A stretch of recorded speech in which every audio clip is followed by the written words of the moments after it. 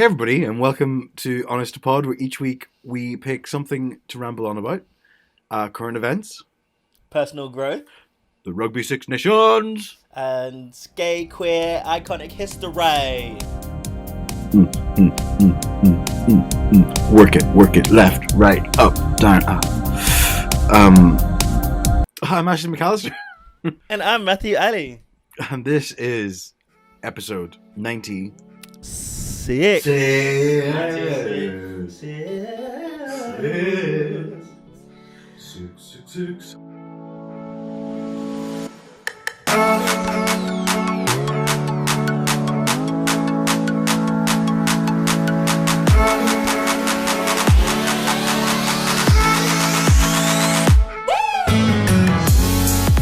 saw it on Instagram. I posted the proper national anthem of Whitney Houston. She set the example just right. It's widely known as the greatest national anthem of all time. And it's known. And there's this video of like all these people just reacting to it way back when it happened. Yeah. Because Super Bowl weekend, isn't it? So then they've got people doing it this weekend and blah, blah, blah. I don't know who's singing it this weekend. I know The Weeknd is doing the mid show. The halftime show, yeah. I actually know it's a singer called Jasmine Sullivan. Halftime show. Who's this? She's not like mad famous, but like she's got this incredible voice, and she's doing it with this other guy who I don't know, but I follow Jasmine Sullivan, and she's an amazing singer. How's your week been? Oh, the week's been here and it's been there. Nothing really too exciting though. Just usual. I've had back pain all week from my thing last week. So I can't remember if I said it, but I had I've been to the osteopath. I had needles. What do you call them? Acupuncture. So I'm going back tomorrow for my second session. Yeah, per me. What about you? Tell me about your week. The week's been pretty good, I guess. I've had some interviews for work, which is excellent because obviously it's been. Yeah, so there seems to be like this little influx of work, which is good. So fingers crossed something happens with it. I'd like to have some employment going forward, you know. We obviously had a great week with the podcast. Estina Mandela was on last week, and that was our busiest week for the podcast as well, which is outstanding. Thanks to everyone who listened. And the Six Nations started. Yeah, and we have another exciting episode this week as well, don't we? Oh, we do. It's very good, very educational. So before we go into it in a little bit, just know you're going to be educated today, people. So, because I don't know if we mentioned it last week, we probably did because I forget everything, but this month is LGBTQ History Month in the UK. In America, it's Black History Month, but here it is LGBTQ History Month. So we thought an excellent episode would be to have a podcast that I started listening to recently this year called The Logbooks, and have one of their makers on the show. Adam Zmith is coming on just to talk us about how the podcast has gone and what happens in it within our sort of recent memory and history. But before that, yes, Matt, Six Nations started.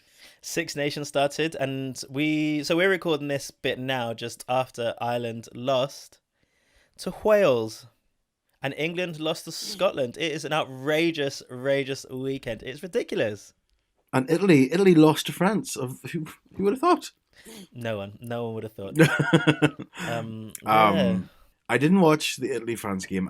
As much as it sounds really bad, but I don't think Italy should be in the Six Nations. Yeah. They think there should be like a play-in to see who can do it. So with the next tier below, like Georgia, should have the opportunity to come into the Six Nations, which is a reasonable argument. Yeah, I mean, I can't imagine it's fun being Italy, just coming and losing every single game. They want to be it, and it's the highest level of like one of the highest levels of rugby, to be fair. So yeah, but they're getting worse. That's the problem, though. They're more likely to get spanked now than they were in the past couple of years. Because I think like the England and Scotland game I thought that was pretty dead, to be fair. Like it wasn't that exciting. England were piss poor. Someone had said like, oh, the referee was terrible and one of the worst performances, if not the worst performance in international rugby for a referee. And I was like, maybe because England was so bad. I never really focused on how the referee was performing, but I didn't think it was that noticeable to be that bad. You watch for the tries, I watch for the tension. When it, for example, in the France-Italy game, when it's one team's going to get annihilated, there's no tension. It's just predictable. With the game yesterday for the England-Scotland game, there's no tension. It was just boring. Like the whole game was boring. I don't know about the ref. I don't know. I just thought neither team really showed up, but Scotland showed up a little bit more. Well, I started with the rugby club. I started doing the Guinness Six Nations Fantasy Rugby League. So that makes it more interesting. That adds attention because you want your players to perform. You know, it adds an extra layer to it, which it will take a bit of work, but while I've got the time, like, it's quite interesting. We said we weren't going to be like a RuPaul's Drag Race recap show, but how exciting was this week? Let's just talk about the Ireland Wales game. I thought we did. No, we just mentioned that they played it and they lost. How was I have to say, Ireland played amazingly well for being a 14-man team from 10 minutes in. I've just been on the Irish fan club forum, and people are tearing apart Billy Byrne for that last kick. Oh my God. Yeah, so people are ripping apart Billy Byrne in the fan pages. In my opinion, it's like he made a mistake, and the mistake we should be focusing on is the more senior player who did the dirty illegal tackle in 10 minutes in my opinion, cost us the game. So it's you went on there and it's just like insane how much abuse the guy's getting, like how much he messed up the last kick. He did mess it up, but he's a young player sharpening his teeth. The big mess up was the illegal tackle, but it was 100%. A tense game from start to finish. We did say we were not going to be a RuPaul podcast, but we have to talk about Ginny Lemon. She just walked out there. She Ben de la creme herself, as they say. She fancied a slice of that exit door and she just left. I think there's a bit in it where like she's just shook, like she's just afraid to like lip sync, because some people are. I think there's an element to it, and like it's quite nerve wracking and putting yourself out. But it's quite interesting that like she just left. I do think there's an element of disrespect. I know it's not meant to be that way, but you can see like RuPaul and Michelle being like, "Well, we don't care," just laughing as if like nothing's happened. Well, I think after I watched it, I messaged you saying, "Fuck Ginny Lemon." I thought it was in bad taste. I thought, you're there for competition. It looked like, I know she said afterwards, or I've heard somewhere, she didn't want to go up against her friend or whatever it was, but I'm like, bullshit. It's a competition. You go in there to win. In order to win, it's an elimination. If you don't want to compete, don't enter, because you've cost somebody else a spot in there. But it's also quite interesting though, because like, we had Estina on last week. I've noticed on like Twitter and stuff, and people just talking about, Sister says it as well. Ginny does that. It seems to be like a particular year where, and things are taking their toll, like mental health wise, or maybe it's just more prevalent at the time. It seems like a lot of people are struggling while going through the show. And I'm sure they apply for the show long before they actually get onto it. So it's difficult. Your mindset may have changed, And Ginny doesn't fit into the idea about what RuPaul's Drag Race drag queen should be, isn't it? So that's also like something that's quite different. But she's got a lot of praise. Like, she wasn't doing badly. She just had a bad week. I thought she was brilliant. I was sad to see what she did. I just thought it's in bad taste, because I genuinely thought Sister would have gone home. I think so. I don't think she's great. I cannot, and it's bad because obviously her skin is her skin, but that red raw skin every week with her dry shaving is killing me, boy. Her skin is on fire. It is red. It is bursting. It is lava, and I'm like, oh my God, stop it, just have a beard or something, But it's just, are they like, guys, you're not allowed to have shaving cream? Is that what they say on the show? Like, because it will cover their face or something? I have no idea. But it's just red, like on a. Matty, shall we jump in? Yes. So yes, let's go in. Let's chat to Adam Zmith of the Logbooks podcast and find out all about our gay LGBTQ queer history.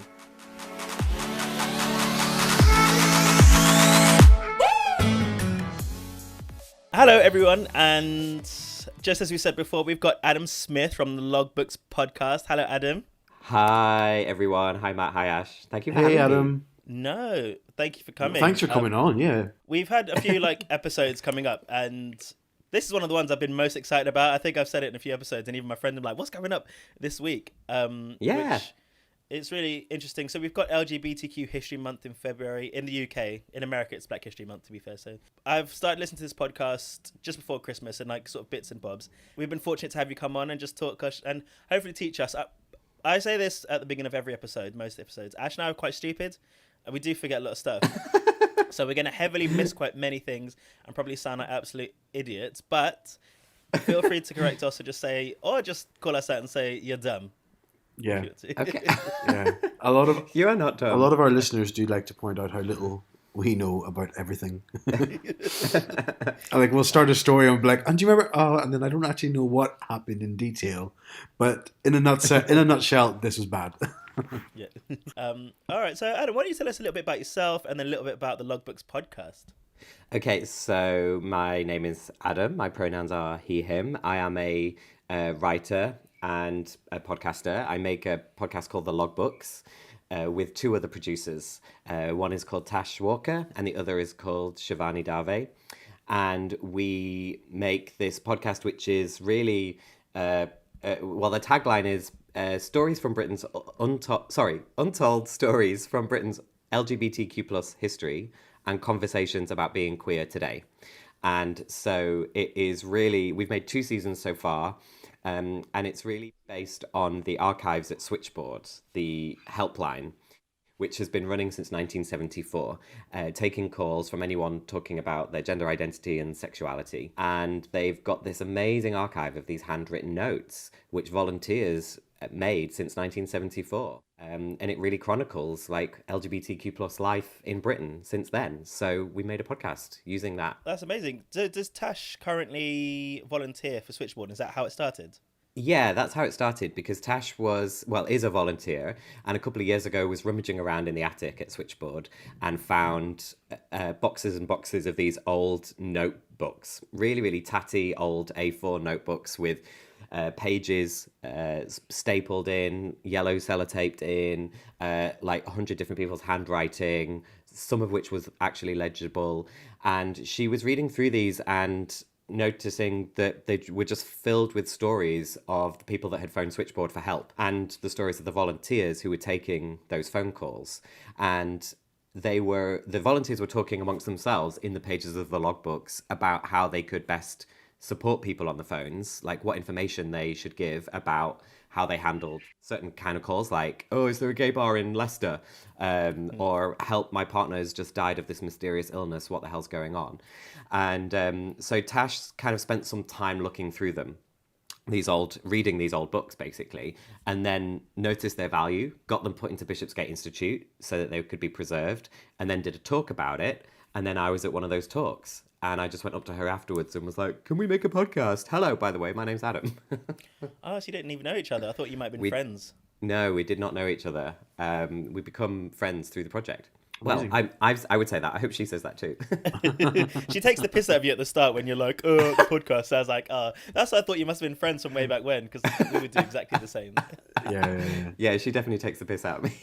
We do that to each other, to be fair. It's amazing. It sounds like such a raw opportunity. Just to sort of look back and think, these people were alive before our time and dealing with issues so differently, and to have that sort of golden nugget of that catalogue that happened to be sitting in the attic, getting dust, and like these stories, and it is like I listened to like the ones I listened to was like they're so sad.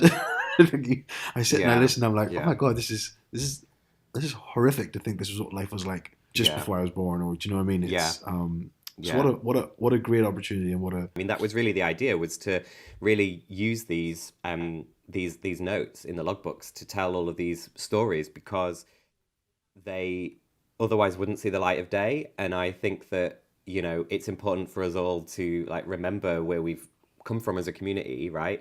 And yet actually there's so little that remains, so little official documentation of LGBTQ plus lives, because people didn't want that to be documented. People haven't written down their stories, a lot of them, and the state or other institutions had not historically collected that kind of information about our lives. And where they did, people were reluctant to give it up anyway, because there were so many threats on our lives and our identities in different ways. So we're really I think we should be really like relieved that this, as a community, that this archive exists actually. So how does the process go? Because then do you technically just have to read through these papers and then see if someone or these people will come out and speak to you? It really is quite a long, in-depth process. So we've made 2 seasons so far. The first one covered 74 to 82, and then the second one, which just finished being released, covered 83 to 91. So each of those 2 times, for those 2 batches, I have gone and spent days and days in the Bishopsgate Institute reading through the notebooks, the logbooks, and basically they're, like I said, they're just pages and pages of information and handwriting, and so I just read through them all, and then I take photos on my phone of the entries that I think are particularly interesting, or for all sorts of different reasons. Or there are running stories behind the scenes, like debates among the volunteers from one shift to the next, because the logbooks really were the volunteers' ways of communicating to each other through shifts, because, you know, any shift would only have like a handful of volunteers on, but actually the network of volunteers was 100 or so, and now it's 250, I think. So I take photos of all of these things, then I like upload them into an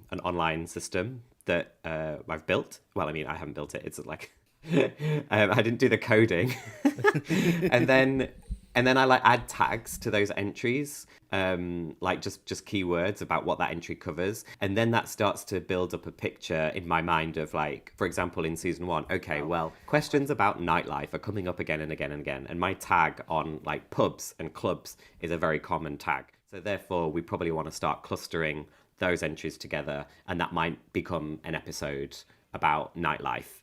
Then we start doing research, trying to find people to speak to.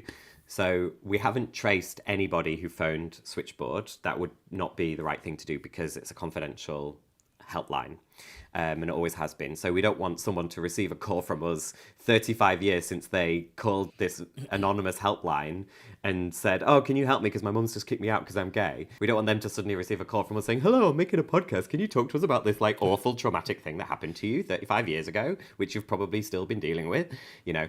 So instead we've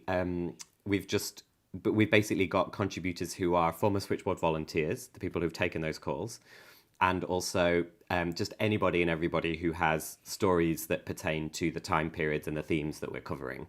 So we can put an anonymous logbook entry about someone calling for gay bar recommendations in Newcastle alongside an actual story of a person who at the same time was trying to find a gay bar to go to in a non-London town, for example. So you were talking about season 1, the club scene and the nightlife is something that come up. What kind of things can we find in season 1? Well, you can find just how important the Coleherne pub was in Earl's Court, for example. It came up time and time again. I mean, Earl's Court was like pretty big, in many ways the centre of the gay male community, like the out community in London.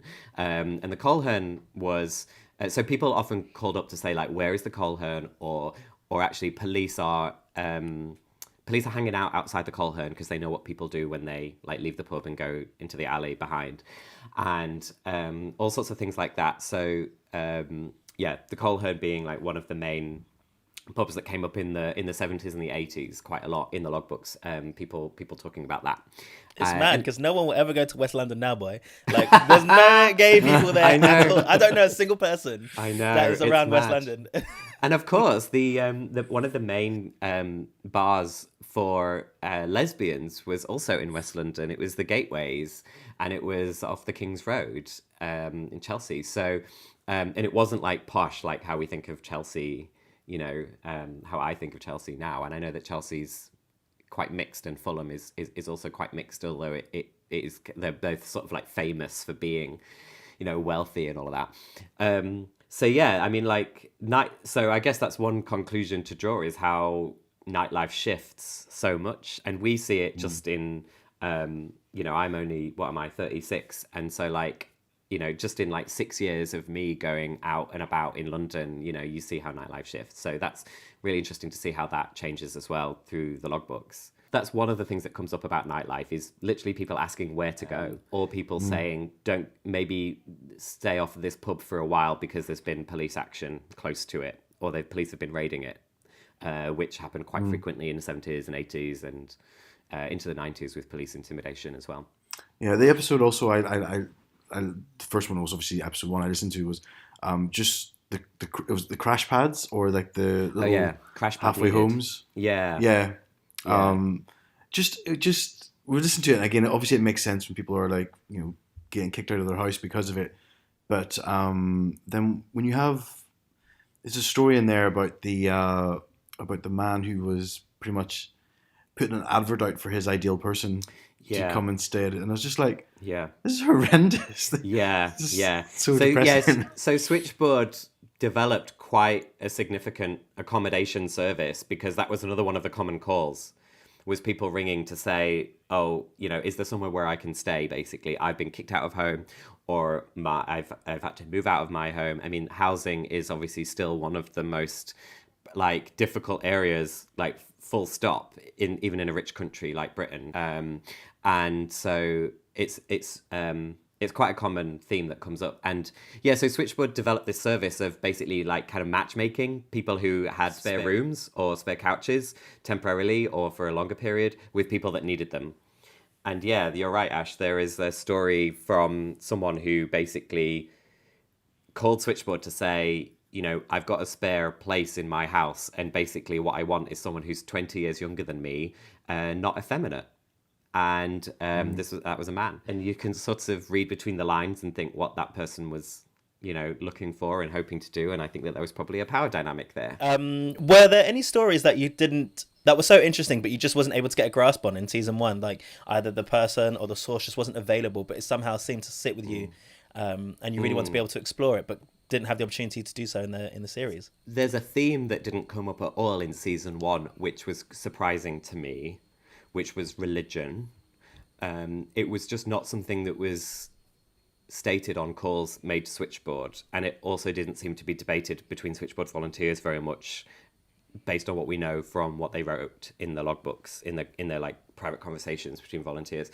And actually, a friend of mine who's a priest, after listening to season 1, said to me, oh, why was there no religion mentioned, in this period? You've got an episode on nightlife, an episode on sex, an episode on health, an episode on housing, and there was nothing about religion. And I said, well, it's because we're led by the logbooks, and that just didn't come up. And that was kind of interesting to me, but it did come up more and more in season 2. So we don't have an episode on it, but it comes up in several episodes because we've got people talking about from different religious backgrounds, and we've got logbook entries that mention callers who have different religious backgrounds. So I don't know, the sort of intersection and interplay between religion and being LGBTQ plus is interesting to me. So it was kind of surprising that didn't come up. But then there was in season 1, but then there were so many other themes that I didn't feel really shortchanged or anything, And in any way, it was just a question of well, this project has got to be led by what's in the archive, because that's our unique selling point, really. So we didn't want to put anything else into it that wasn't there. I was going to say, was there anything, and it could just be my ignorance really, but was there anything from Northern Ireland and anything to do with the Troubles that no one's allowed to speak of Northern Ireland on this Northern podcast. Ireland never gets insight into this podcast. It's not a part of this country. I don't recall seeing that. Obviously not. Obviously. No. Yeah, I don't recall seeing that. I mean, Switchboard is and was always a national service, but there have been very localized switchboards set up over the years, and most of them have gone now, and most of them sort of became absorbed into the national helpline, which is based in London. And I don't know if there was ever one that was based in Northern Ireland. I was going to say, in season 3, I want this low-key sort of thing where it'd be and this is Northern Ireland for Ash McAllister. Then no one will know what it is. Yeah. Well, it has to get mentioned in some podcasts, Matt. It's never mentioned in ours. I know. And then, so most recently, you had season 2. So you've recently won an award, quite a prestigious award. What was that? That was Best New Podcast, brackets gold, at the British Podcast Awards, which happens every year. Thank you. And it's one of the main podcast awards for Britain. But yeah, it was great to win that award, actually. But yeah, it's just great to know that other people listened to it and it's meant something to them. I mean, if anything, it's a beautifully made podcast. I will say that. So Ash had said it's quite emotional, it's quite sad, but I think that comes as part of the production. You're able to evoke these emotions from people based on the way that you edit it, the way that the stories are made. And I've listened primarily to season 2, and I felt especially in the first 3 episodes, that had really come through. What kind of information did you find in season 2? So that was 1983, did you say, or 2? 83, yeah, to 91. To 91, yeah. Yeah, I mean, obviously the number one thing that came up was HIV/AIDS, and that was the reason why when we were making season 2 that we stopped it at when we were making season 1, that we stopped it in 1982 because we knew that HIV/AIDS was going to be such a big theme, and we just thought, we're just not going to cover it in season 1. We're going to do that as a whole period in season 2. So the interesting thing about the Switchboard logbooks is that they, as well as being an overall chronicle of like queer life in Britain from 74, specifically they're also a chronicle of Britain's experience of the HIV epidemic when it started. And so there are really early calls to Switchboard in like 83 from people just saying that this is a thing that's happening, that's going around. There are tiny little news clippings from Capital Gay newspaper that Switchboard volunteers have cut out and stuck into the logbook saying, there are 32 confirmed AIDS cases now, these like really early numbers. And so you can see that Switchboard volunteers were like very aware of what was going on as much as they could be, and were trying to basically figure out what this was just as much as anyone else was, because they knew that people were calling, asking questions about it, as they had already been doing, and then reporting information to Switchboard as a sort of central repository as well of information when, the doctors didn't know anything about it. The government certainly didn't know anything and wasn't particularly interested for quite a while. And, it was really the patients in the community that was like really tracking this and following and trying to figure out what was going on. And that's right there in the logbooks. So, for anyone who's been watching It's a Sin on Channel 4 or on the website, there are sort of the real stories of those people actually in the pages of the logbooks and, well, in the podcast. And there's a very, very tiny scene of Jill, one of the characters from It's a Sin, in a phone room advising someone, on an anonymous caller on the phone, about HIV. And that scene is based on Switchboard, and the actual setup of the phone room, the set, is based on a photograph of the Switchboard phone room at the time. You can put them side by side and you can see it, because I know that people, Switchboard volunteers and former Switchboard volunteers consulted on the show and gave the makers access to stuff about Switchboard. So yeah, it did feel like It's a Sin gave it. It felt like it was like steeped in truth, it wasn't sensationalized in such a way, it is a piece of entertainment in the TV show, but actually the information that was shared seemed to be real life events. And I felt like hearing the stories in the first 3 episodes of season 2, which are dedicated to the HIV AIDS epidemic, basically went hand in hand. And there was an interesting story about someone called George that you mentioned and he ran through those first 3 episodes. What can you tell us about George? Yeah, George is an amazing human being who is 72 now, and he lived in his flat in London with 3 Griffon dogs. He's raised about 50 of these little dogs over the years, and he believes that he was one of the first people to one of the first British people to contract HIV during a period when he was living in San Francisco in the late 70s. And he came back in the early 80s to Britain. And he believes that he brought the virus back with him. So he's been HIV positive, living with HIV like all that time. And he's had cancer 4 times as well. And he's still with us. And he's just got his first coronavirus vaccine the other day, thank God. So sounds like he doesn't need it. I feel like he's invincible. He's basically invincible at this stage.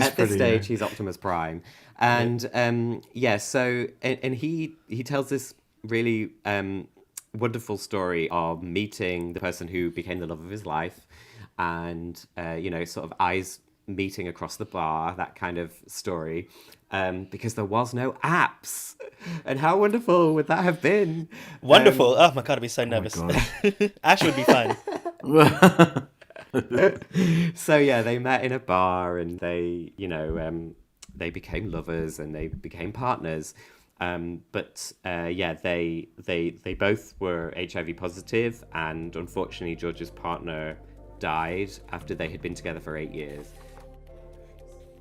I'd seen so many people die, but of course to see your grand passion die in agony and degradation, as so many of us did in the bad days, was awful, yeah. But And I still carry him with me, with this cancer. When I was going through the MRI scan, I visualized and pulled him around me like a kind of suit of armor, if that makes any sense. Those we lost and loved, I still pull them up and bring them to me when I'm in crisis or scared. Those that we love and lose, we don't really lose them. They're our guardian angels behind us, and when we need them, we can pull their energy and their love and their memories to us to stabilize us, to strengthen us, to give us equilibrium, to love us still, yeah, and remind us that we need to love ourselves as well.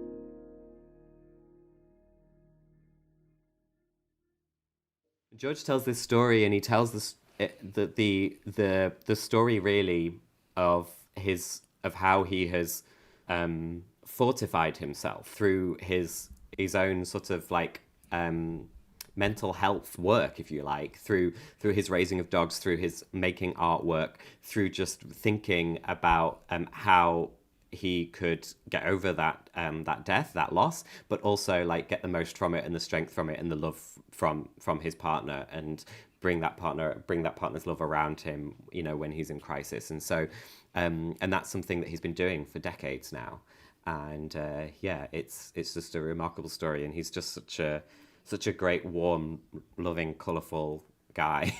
It's a real honour. And when I went round to interview him, which I could do last summer in that window when we could actually go and see people, I was under strong instruction from George that if I were to come and interview him at his house, then I had to bring a box of French fancies for him. So I did that for sure. You're talking about cakes or boys? Oh, I never thought about making that joke before. I don't know. What shall I bring? Imagine if you just showed up. I know. Well, George is down with the jokes. When he emailed me the other day to say that he was going to get his vaccine, he said, "Oh, I'm really excited. I've got an appointment finally with a little prick." No, it is a really sweet story. I actually can't remember in the episode. Me and Ash were talking just before, because we haven't listened to the episodes in any chronological order. So, Okay. Same as you, maybe not remembering. I can't necessarily recall where the episodes were. So if we mention them, you may not be able to either. But there was a bit in one of the episodes where you and Tash, even during recording just your segment, despite the fact that you did the interviews, still got quite emotional and gave us the opportunity to just have a little break. And I don't know if you remember if that was George or Steve, actually. I think that was George. Yeah, that was just after hearing something from George. And it was something that we talked about when we were planning the episode, because I don't think I said this earlier, but you're right, Matt, as you just said, another strand in each episode is me and Tash talking to each other and the listener about the stories that we're covering. It's not it's not like centered around us, but we try to guide the listener really through the stories. And we were planning the episodes, and we put into our documents, our episode plans, we put like breaks and sections where we say, okay, we've just had like 3 of these stories, for example, and then here's a little section where Adam and Tash have to reflect on that. And so we try to, before we go into the studio to record those segments, we try to have a bit of an idea about the kind of things that we might say and that we might reflect, so that it cuts down our time in the studio, because we've like actually been in situations where we've sort of like had quite a lot of tension, where we've been trying to decide like in the studio what to say, and then we just haven't made it, and so it's better if we do it in advance. And so with that one, we put in like Adam and Tash reflect on this story, and then when we tried to think about it, we were just like, we don't know what to say, because it was a very powerful story, and the way that George talks about it is just really like wonderful, and difficult as well, and moving, and all those things. And we were just like, well, maybe that's what we should do. That is the plan for that segment, is for us just to sit there and be like, wow, okay, let's just sit with this for a minute, because if we're feeling that, then the listener's probably feeling that too. So let's just give that space. Absolutely. I mean, I remember where I was kind of just as listening to it, and I was outside and I was walking, and it was like, it's kind of strange to have like this in my ear and something that's You think the story should be like out there much more and everyone should know about it, but then everyone's going around in their normal lives, but this like side story of this actual thing that happened to someone and how they feel. No, I was just saying, like, I had a similar experience listening to a podcast years ago about this parent whose newborn baby was very, very desperately ill. And the story was about how they worked with the doctors to like save this baby and all of that. And I don't really usually care about babies or kids. It's not usually a story that gets me. But he said the word peanut. He was like, and she just looked like a little peanut. And I don't know, it's something about that. I was just walking down the street in Old Street and I was just in tears at this thought of this little baby that looked like a peanut. And so I think it's one of those amazing experiences of podcasts, is that you're having this very, very intimate moment in your own ears and in your own head with these people who are in your head. Hello. And then the world is carrying on. And I think that that's actually something that It's a Sin has raised for like British society. And I hopefully other countries are going to see that as well. I know it's going to be in America soon, in the USA. And is that actually, you know, we've all been going along our lives, and certainly straight society has been going along its lives. And a lot of people have like forgotten that there was this huge health crisis in the 80s and that it affected of specific communities in very specific and tragic ways. Mm-hmm. And because we're fortunate enough now to live in an era of of drugs and treatment and PrEP and everything else in Britain, and PrEP on the NHS for free for everybody, wonderful. But like, it's so recent, and yet so much of society has forgotten about those things because we're all going about our daily lives. So it's like, you know, the straight society, everyone's walking around, going on the buses, and then there's like a gay person walking along with their podcast on, with their headphones on, and they know these stories because we pass them down to each other, and we pass them down through things like podcasts and through things like It's a Sin. But It's a Sin is great because everyone's watching it. Like 5 billion people have seen it in Britain. So except for me. More. Oh, you haven't seen it?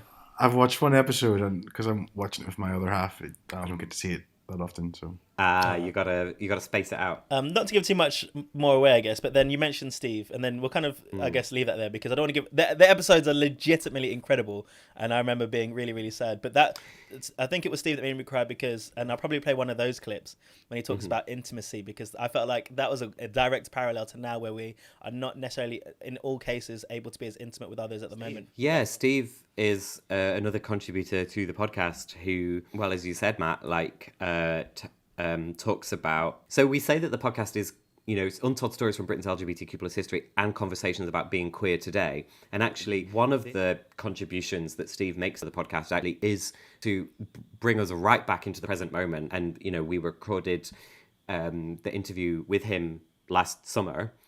Summer 2020, and we are still in that moment. It seems we are still in that present moment of the fucking coronavirus and the fucking lockdowns, and so we're still in that present moment. And Steve sort of talks about the lack of intimacy that he's experiencing in this moment. And I think, and he's an elder person living with HIV. What got to me about the word cuddled was that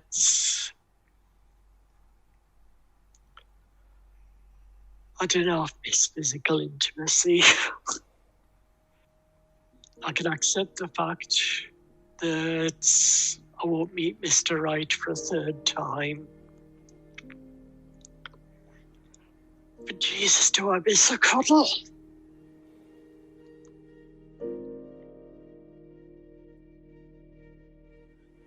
My name's Steve, and I was the volunteer in the logbook entries. Switchboard had me for 8 years. They were very important years. Basically, those years at Switchboard set me up for life. And a member of our queer community. And just like George, and just like lots of other contributors to the podcast, and lots of other people who are either 20 or 25 or 60 or 75, you know, there is so many people who are lonely and isolated, and actually many of them were that before the fucking lockdown and the virus.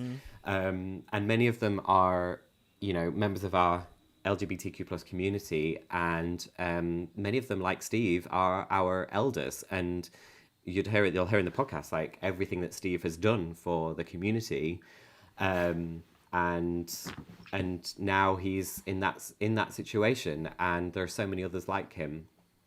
And so, it's kind of isolating anyway when you're elderly, can be when you're elderly. And then to have this current imposition on us is just even worse. So yeah, as well as it being a history podcast, it's very much like a today podcast. And because, history is alive and we have to take care of it, and we have to take care of these elders. I'll talk about sort of two other things then, because it's an episode I listened to, but section... I was going to say 80, but that's not completely 28. Section 28. Yeah, section 28 Yes. is an episode that comes up, and a lot of people talk about that. So we do have some Yeah. people that actually listen outside of the UK. And could you give us a little bit of explanation about section 28? What's mad is I was born in 87, and these things, I didn't realise this happened a year after I was born, or just then. And then, Yeah. well, 6 months after I was born. Yeah. And then would have been through my entire schooling. Yeah. Section 28 of the Local Government Act 1988 was a piece of legislation passed by the British government, which was led by the Conservative Party, and it was the first piece of anti-gay legislation enacted in Britain for decades and decades and decades, if not a century. And what it did was it banned public bodies from spending money on anything that could be seen to be promoting homosexuality or the idea of so-called pretended family relationships. So what that meant in practice, and what the real target of the law, was that it stopped things like libraries and schools from stocking books that had gay characters in them, or that had gay lives in them, or lesbian lives. And so it meant that basically, that local authorities couldn't spend their money on that. And it was really a proxy war. The war was really between the central government, run by the Tories, and the local governments that were primarily run by Labour. And so two opposing political parties. And really their war was over who had control over public spending. And because the Labour councils were spending it on things like books called Jenny Lives with Eric and Martin in the London Borough of Haringey in the library. I think there were 2 copies, certainly no more than 2 copies there. The Labour government thought that was a decent use of public money, and also having things like gay youth groups was a decent use of public money, because it gave space for people to go and meet others like them, and to find out who they were, and to see themselves represented. That was a decent use of public money as far as the Labour local councils were concerned. And there was also Labour manifesto commitments that they were delivering on as well, bearing in mind that councils are elected bodies. And the central government, run by the Conservatives, did not think that was a good use of public spending. And also, I have to say, some Labour politicians as well, certainly those in the House of Lords, the sort of really old, crusty, stuffy ones, also didn't think that was a good use of public money. And so they started to talk about this idea of pretended family relationships, and this idea of the promotion of homosexualism, which is something that I'm still involved in today, the promotion of homosexualism. And so they thought that was not a good use of public money. So they enacted a piece of legislation to ban that. And so what that meant, Matt, you're right, is that people like us who went through our entire schooling in the public system, the state-funded system, would not have seen any material or had any words from teachers, apart from the daring teachers, the ones who dared to defy the law, about anything to do with our sexual identities. And it's a real travesty. And this went until 2003. Yeah. So It was a law for 15 years, my entire school career, basically. It meant that teachers, and this is what's covered in the logbooks, we've interviewed quite a few teachers from the time, including one who was training and basically gave up because she wrote to the education department to say, I'm a trainee teacher, and I want to be able to mention the existence of gays and lesbians, which, you know, this was before we used to use the acronyms like LGBTQ. And the education department said, well, you know, in no uncertain terms should you do that. You should not mention the existence of gays and lesbians. And she was training to be a classics teacher, so she was like, well, how can I talk about, you know, these like these ancient Romans or these ancient Greeks who were up to all sorts of business with members of the same sex? How can I talk about that without mentioning that? So that was one of the reasons why she actually didn't end up pursuing a career in teaching, which is a real shame, because she's like, she's called Sally and she's an amazing person. And, you know, the teaching profession lost her. And then there are teachers who did qualify to be teachers and did work as teachers. People like Ruth and Catherine, who we've interviewed, who basically remember having students come to them with clear problems, clear questions about their identity as young, non-straight people, basically. You know, when you're kind of figuring out when you're a teenager who the hell you are and who the hell you fancy.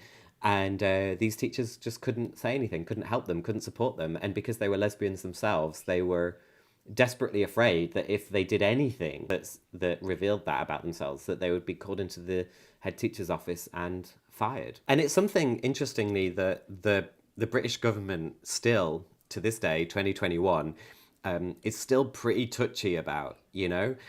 Mandatory relationship and sex education came in 2020, last year, for the first time. It means that every school has to talk about relationship and sex education. That's a statutory requirement now for the first time. And they have to include the existence of LGBTQ plus people in that. The schools are given quite a lot of freedom about how they do that and how much they do that, but nevertheless they have to do that. And yet the government also, at the same time as that, or roughly the same time, actually defunded campaigns, projects that were aimed at reducing homophobic, biphobic and transphobic bullying in schools. So the government defunded that. And fortunately, you know, in Britain, we have like charities like Educate and Celebrate and diversity role models, which put people with LGBTQ plus identities into schools to talk about this and to kind of show to the students, like, well, look, here I am, I'm a gay person or I'm a bisexual person, whatever. So fortunately, we've got charities that somewhat take the slack there, but then it's not comprehensive because they're just charities. So they can't do everything and they don't have enough money to do everything and be everywhere and reach every single kid. So, the British government and the British state and, you know, certain parts of the British population, it seems, are still really, really touchy about what you can say to kids about who they are. I'm getting a sense that you might have a certain feeling towards our government and how it's currently led. I have a certain feeling. Yeah, it is mad because it was only 2019 that there were people protesting outside a school in Birmingham, wasn't it? Yeah. Because we talked about that on the pod as well at the time, didn't we? And it is. I mean, I think it is a step because whatever the curriculum has to be made in some way. I mean, I guess you could spend money on doing it. That's one of the things, though. Is the problem is the resources aren't being put in that place as a priority. But I guess that gives space for the teachers who might be, I want to say, against us or against what our community stands for, has the opportunity to maybe put their own spin in it, which isn't the best thing to impress on our children, I guess. I think we covered a lot there. I think that anyone who's listened to this is definitely go on and listen to the logbooks because great, it is so insightful. You just learn so much, and you're the dog is still going. You learn so much, and and I just think it was insightful for me, who's like going back and listening to what life was like before I was even born, and just it sort of makes me feel so blessed for everything I've had. Like, you know, I can't compare my life story to these ones who obviously had it a lot worse than me. So thank you very much for that amazing idea and making it into like. Yeah, it's so important. Well, thank you for saying that, and thanks for letting me talk about it here. And thanks to everyone who's listening. So, what can we look forward to in season 3? Just as a little rundown. The 90s. You can look forward to baggy shirts, the Backstreet Boys, Spice Girls, and also the equalisation of the age of consent laws. Woo! I don't know what that is. There are some important milestones, like the equalization of age of consent, so that basically sex between men was brought down to 16, the same as the rest of the population. So that's something that happened in the period that we're going to be covering, which goes until 2003. Also, the repeal of Section 28 is another milestone, which happened in 2003. The removal of the ban on being gay in the armed forces, if you care about the armed forces, and if you think that that's a good thing for the state to be giving its money to. Hate it. Hate it. And then also in 1999, the awful, terrible, homophobic bombing of the Admiral Duncan pub in Soho, which was sort of like a big moment in Britain, because it was it was one of 3 coordinated attacks by one individual that was basically resisting multiculturalism and LGBT equality and that kind of thing. And the reason why that's going to be really important in season 3 is because it was a big turning point. Was that a loud noise outside my house? Sorry. Yeah. The reason why the Admiral Duncan bombing in 1999 is going to be a big part of season 3 of the logbooks is because it was a big turning point in the relationship between the LGBTQ plus community and the police, because it was the first time when something really, really bad happened to the LGBTQ plus community and the police actually turned to the community and said, right, we are here to help you. What do you need? What can we do? And concretely, they went to Switchboard and said, right, you lot are the centre of the queer community. You are at the front line of all of this. You've been receiving these calls from people who've been affected by this bombing. What can we do? How do we work together? And that came after decades and decades of police intimidation and persecution of our people. So that's kind of going to be a really interesting turning point to see how that actually plays out in the calls that were logged at Switchboard. That'd be really exciting. I have a natural bias against the police, so Right.